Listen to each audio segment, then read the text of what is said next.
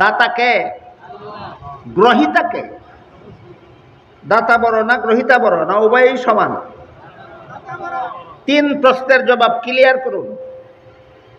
আল্লাহ বলেন আতাইনাকা, দান করেছি আমি আপনাকে, দান করেছি আমি আল্লাহ আপনাকে।